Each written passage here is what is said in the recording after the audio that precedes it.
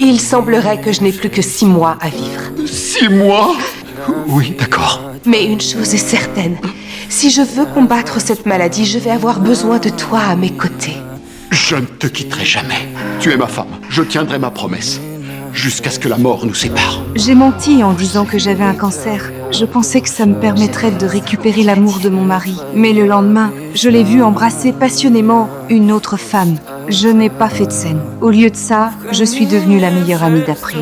Je voulais préparer la pire des vengeances, mais c'est elle qui m'a annoncé quelque chose de bouleversant. Je suis enceinte.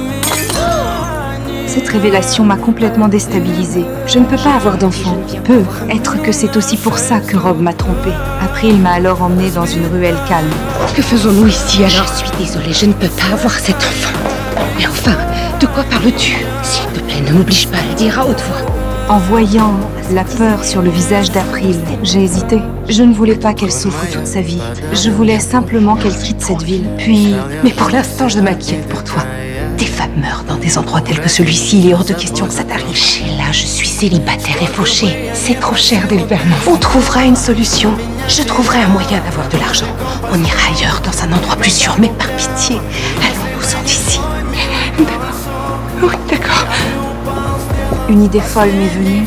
Si April gardait le bébé et me le confiait à la naissance, elle pourrait repartir libre et Rob aurait enfin l'enfant qu'il voulait. Mais à ce moment précis, April m'a appelé. Allô?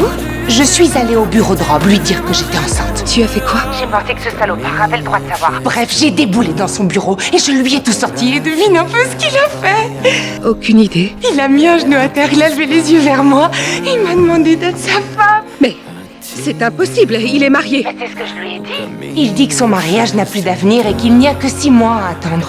6 mois? Il semblerait que je n'ai plus que 6 mois à vivre. Et ensuite, il sera libre comme l'air. Je ne te quitterai jamais, jusqu'à ce que la mort nous sépare.